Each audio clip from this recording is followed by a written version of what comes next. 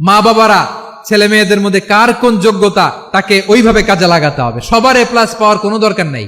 আমাদের দেশে একটা টেন্ডেন্সি আছে, পরীক্ষায় এ প্লাস না পাইলে কই তুই কি করলি, পাশের বাড়ির ছেলে এ প্লাস পাইছে, যা ওর পা ধোয়া পানি খা। কি খা? আমি ভাবছি যে পা ধোয়া, এ প্লাস পাওয়া ছেলেদের পা ধোয়া পানির একটা পানির ব্র্যান্ড বানাইতে হবে, এরকম লেখা থাকবে এ প্লাস পাওয়া ছেলেদের পা ধোয়া পানি। খাওয়া নাই, এগুলার খাওয়া নাই। ওরে আল্লাহ এ প্লাস পাওয়ার জন্য বানাইছে, আর আপনার ছেলেকে এই এ প্লাস গুলারে নিয়ন্ত্রণ করার জন্য আল্লাহ বানাইছে। ওকে দিয়ে আল্লাহ কি করবে আপনি জানেনই না।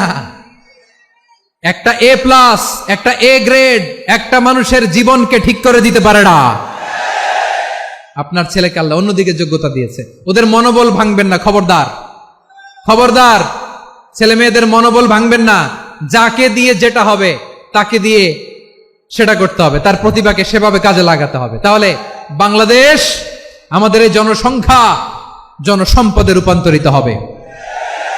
আমাদের সরকারের তত্ত্বাবধানে আমাদের 18 কোটি জনগণ দক্ষ জনশক্তিতে রূপান্তরিত হোক, আমরা চাই কি চাই না? আমরা ভালো মানুষ, শ্রেষ্ঠ মানুষ হতে চাই কি চাই না? ওই জাপানিজদের মতো সৎ, ওই ইউরোপিয়ানদের মতো কালচার্ড। আমাদেরকে আল্লাহ তাআলা কোরআন সুন্নাহ অনেক কিছু দিয়েছেন, যেহেতু বর্তমানে আমরা দেখছি তারা সৎ, তাদের মধ্যে ভ্যালু আছে, সেগুলো আমাদের মধ্যে আনার দরকার আছে না নাই? আর ইসলাম দিয়ে আমাদের জীবনকে সাজাতে হবে, ইসলাম দিয়ে আমার পরিবারকে সাজাতে হবে। ইসলাম থেকে, কোরআন থেকে প্রেসক্রিপশন না নিলে জীবন সুন্দর হবে না।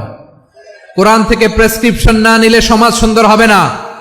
কোরআনের প্রেসক্রিপশন না মানলে রাষ্ট্র সুন্দর হবে না।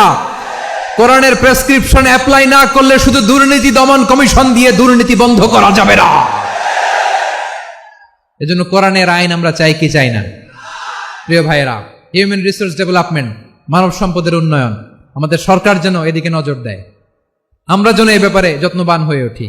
যাকে আল্লাহ যে যোগ্যতা দিয়েছে, এই যোগ্যতা দিয়ে আমরা যেন ইসলামের জন্য, দেশের জন্য কাজ করি। আমরা যেন আমাদের স্কিল ডেভেলপ করি, আমাদের পটেনশিয়ালকে ডেভেলপ করি।